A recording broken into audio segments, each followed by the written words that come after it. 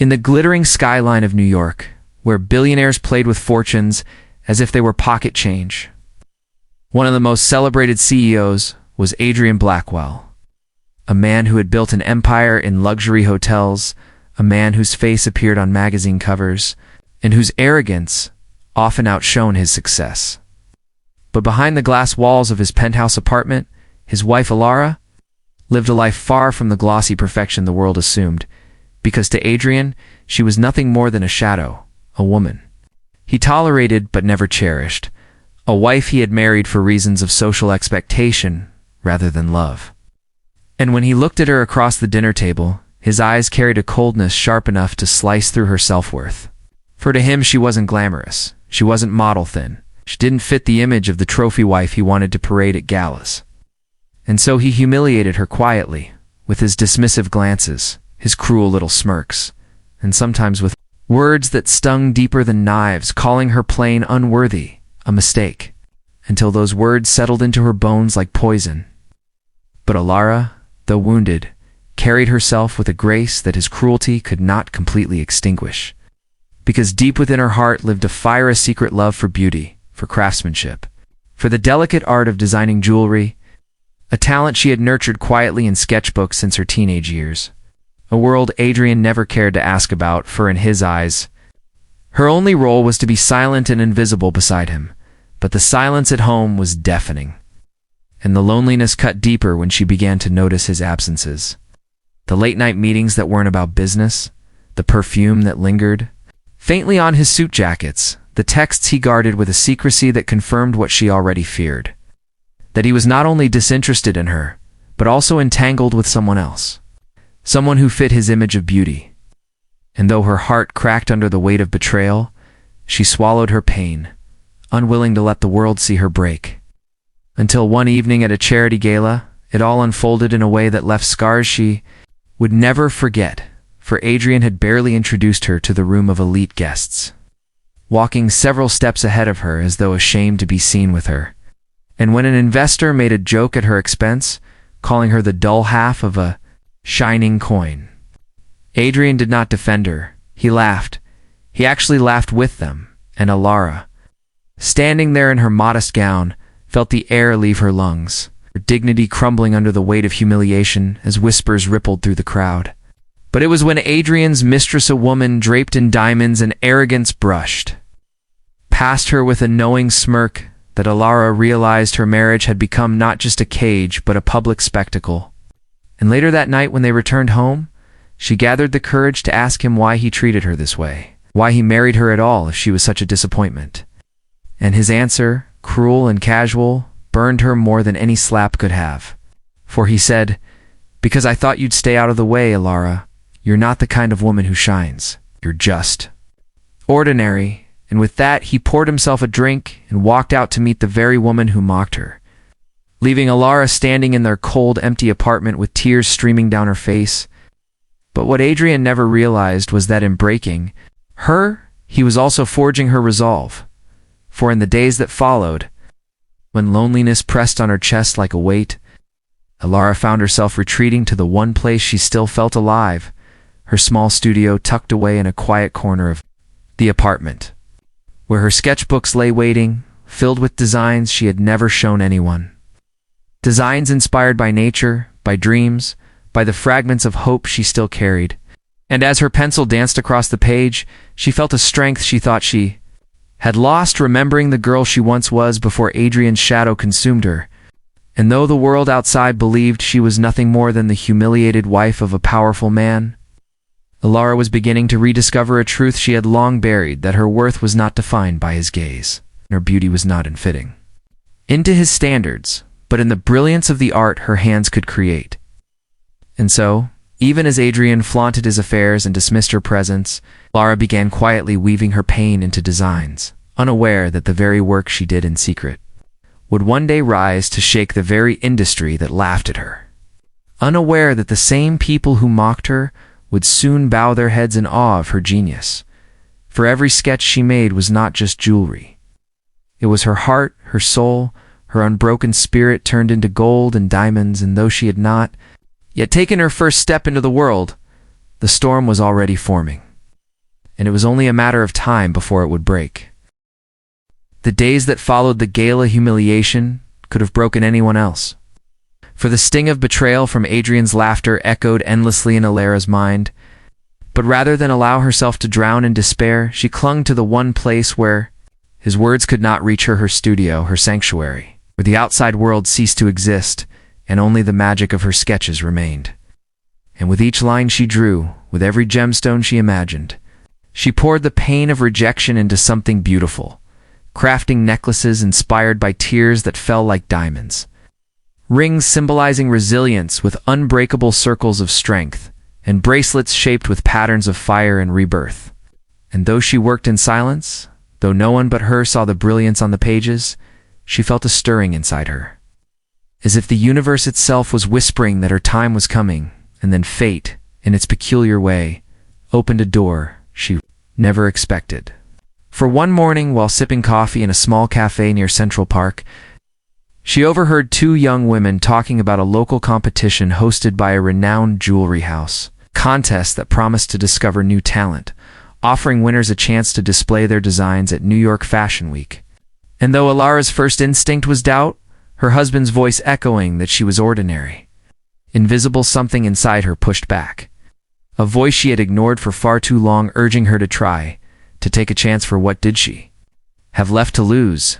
And so that night, she gathered her sketches, trembling with both fear and excitement, and submitted them anonymously under her first name only, Ilara, not expecting anything but silence. But within 2 weeks, an email arrived that left her breathless, congratulating her as a finalist and inviting her to present her work before a panel of industry icons. And for the first time in years, her heart beat not with fear of humiliation, but with anticipation, as if she had been given a second life. Yet she kept it all hidden from Adrian, who remained consumed with his affairs and his empire, never once noticing the quiet transformation happening right under his nose, never realizing that the woman he dismissed as ordinary was about to step into a world where he no longer controlled the narrative. And when the day of the competition arrived, Ilara stood backstage trembling, dressed simply but elegantly, clutching her portfolio like it was armor, and as her name was called, she stepped onto the stage before a panel of stern judges, her voice soft but steady as she explained how each design told a story, how jewelry wasn't just ornamentation but a language of the soul. When she unveiled her pieces, intricate, breathtaking, unlike anything the judges had ever seen, the room fell into stunned silence, followed by gasps, and finally thunderous applause, for they had expected mediocrity from an unknown entrant. But what they witnessed was artistry that rivaled legends, and by the end of the night, Ilara was declared the winner, her name buzzing through the industry like wildfire, whispers spreading that a mysterious new designer had arrived to challenge the giants. And soon after, she was invited to showcase her collection at New York Fashion Week, where critics and celebrities marveled at the originality of her work, where models wore her designs like crowns of destiny, and suddenly her name was no longer whispered, but shouted across headlines. Ah! Ilara, the hidden gem of jewelry, a new queen of design emerges, and with every article, with every glowing review, she felt pieces of herself returning, pieces Adrian had stolen with his cruelty, but now restored by the recognition of a world that finally saw her worth. Yet even as she rose, Adrian remained oblivious, too busy flaunting his mistress to notice. The rising star named Ilara was his very own wife, until one evening at a high-profile gala, the same kind of event where he once humiliated her, their paths crossed in the most unexpected way. For Adrian arrived hand in hand with his mistress, strutting with arrogance, unaware that the centerpiece of the evening was not his empire, but Ilara's jewelry, adorning the necks and wrists of celebrities, shining brighter than the chandeliers. And when the host announced her name as the night's honored guest, Adrian froze, his smug smile collapsing as he saw his wife no longer the plain, invisible woman he ignored, but a radiant force in her elegant gown, welcomed with admiration. Surrounded by applause, and as she walked past him with quiet dignity, offering him no more than a polite nod, the tables had turned. For now it was Adrian who stood in her shadow, his mistress shrinking beside him, unworthy in the glow of Alira's triumph. And though part of Alara ached from the years of pain he caused, another part of her savored the justice. The poetic balance of seeing the man who once called her ordinary, forced to watch as the world celebrated her brilliance. And in that moment, she understood something powerful, that success was not about revenge, nor about proving him wrong, but about finally proving to herself that she had always been enough, that her worth had never depended on his approval. And so as the night ended with cameras flashing and journalists clamoring for her story, Alara walked away not as the humiliated wife, but as the woman who had risen from ashes to carve her name into history, unaware that this was only the beginning, that greater battles and brighter victories still awaited her. Not her designs, born from pain, would soon redefine the very industry that once ignored her. The days after the gala were like living in a dream Alara had never dared to imagine, for invitations from around the world flooded her inbox. Celebrities and royals demanded her designs, investors offered to back her brand, and magazines placed her on their covers, calling her the jewel of New York.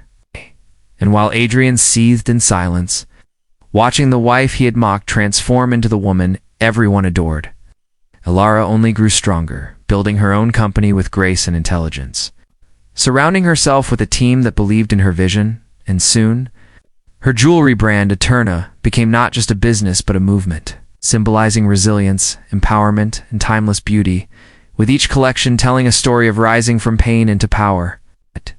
And as her empire flourished, she found herself receiving invitations to events where once she had been dragged reluctantly as a silent accessory to Adrian. But now, she walked into those same rooms on her own terms, her head held high, her designs the centerpiece of conversations. And it wasn't long before Adrian tried to slither back into her orbit, showing up at one of her showcases pretending to be proud, his voice dripping with false admiration as he whispered, "You've really surprised me, Alara. Maybe we should start over." But Alara, who once would have crumbled at his attention, now looked him in the eye with calm strength and said, "No, Adrian, I haven't surprised you. You simply never cared enough to see me." And with that, she walked away, leaving him standing among the jewels he could never own. And the sting of her rejection was sharper than any humiliation he had inflicted upon her. For Adrian's empire was crumbling under scandals and bad investments, while Alara's soared.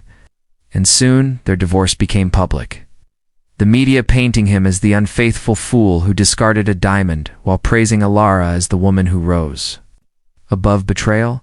And though the world expected her to lash out or gloat, Lada chose dignity, never once speaking ill of him, never once reducing herself to his level.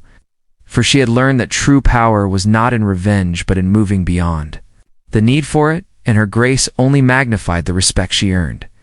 Until one day, at the peak of her success, she received an invitation from the Louvre in Paris, asking her to design an exclusive exhibition that would stand alongside the works of history's greatest artists. And as she walked through those hallowed halls on opening night, surrounded by admirers, critics, and global icons, she paused before a display of her first designs, the ones she had created in the solitude of her apartment. In the days when Adrian's words haunted her, and tears welled in her eyes, not from sadness but from pride, for she had transformed her wounds into masterpieces that now stood immortal. And among the crowd she noticed Adrian, older, wearier, no longer surrounded by admirers, but standing alone, watching her with a hollow gaze that spoke of regret, and for a moment their eyes met, a silent acknowledgement passing between them. Him realizing he had destroyed the only true treasure he ever had, and her realizing that she no longer carried the weight of his cruelty, for she had finally freed herself.